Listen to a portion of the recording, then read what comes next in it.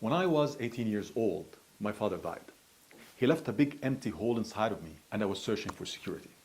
And for me, during this time, security meant having a job that can pay my expenses consistently. The problem was that I was still studying engineering at the university, and any stable, good-paying job would require a degree.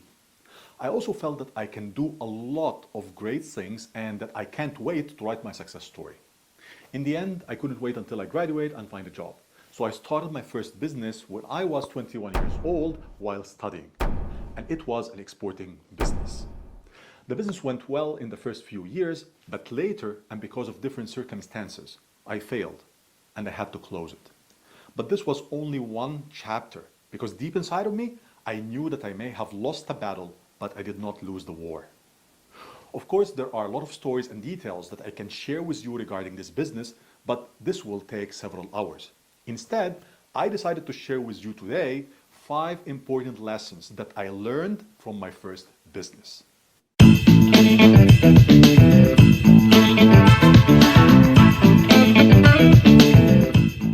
Hello everyone and welcome to Think Business, the only channel that focuses on helping you to start and scale your online business, all while maintaining balance and improving your performance as a business owner.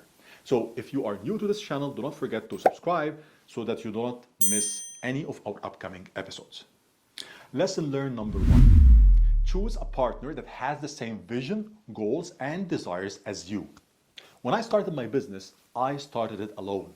However, later I got a business partner. This business partner was a friend of mine and he was always speaking with me about his dreams of starting a business. So we agreed that he will join my business as my partner.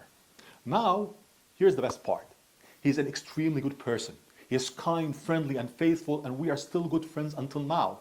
But our partnership didn't work. And the main reason for this was our different desires because of our different circumstances during this time.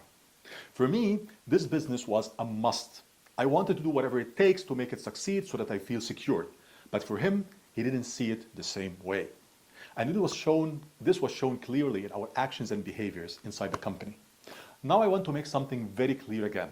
I'm not saying that I was right and he was wrong or vice versa. I just said that because of our different circumstances during this time and our different desires, we couldn't meet at a middle point. So eventually, we had to split. Lesson learned number 2. Having good, reliable suppliers in any type of business is a must. When I started this business, one of the things that I was talented in doing was customer acquisition.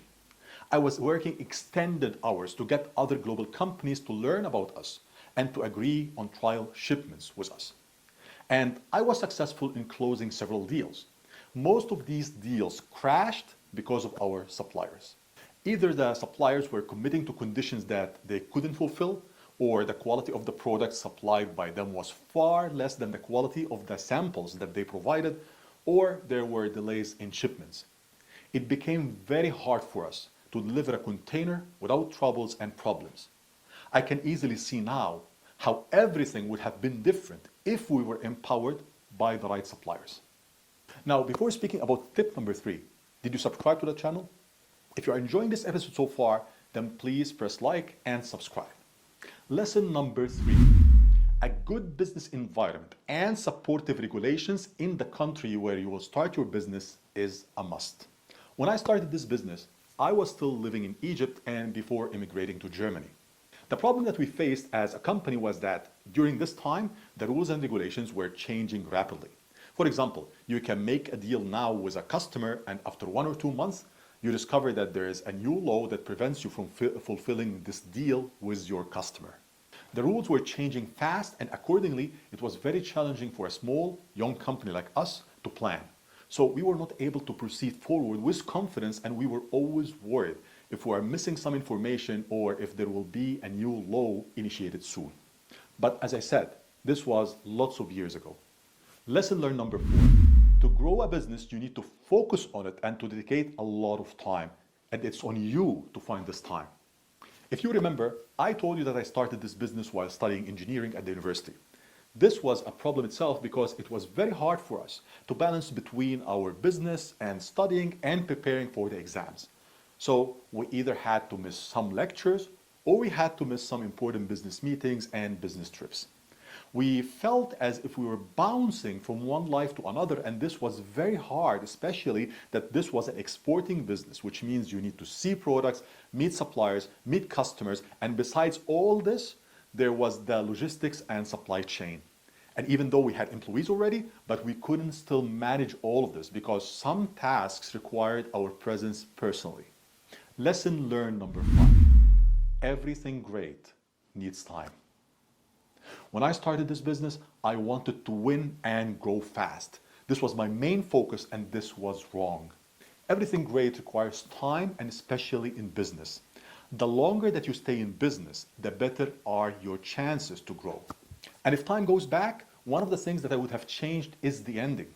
I would have fought more and searched for more solutions and ways to keep the business running instead of deciding to close it. Those were the 5 lessons that I have learned from my first business, and I'm opening up and sharing some of my personal stories with you because I really want you to avoid some of the mistakes that I have done. So I hope that you find these lessons learned useful. Now it's your turn to share your thoughts with me. What do you think is the most important lesson of all 5? Also, what other topics are important to you and you want me to speak about? Share with me your thoughts in the comments below. And do not forget to share this episode with your friends and to press like before going away if you liked this episode. See you in the next time.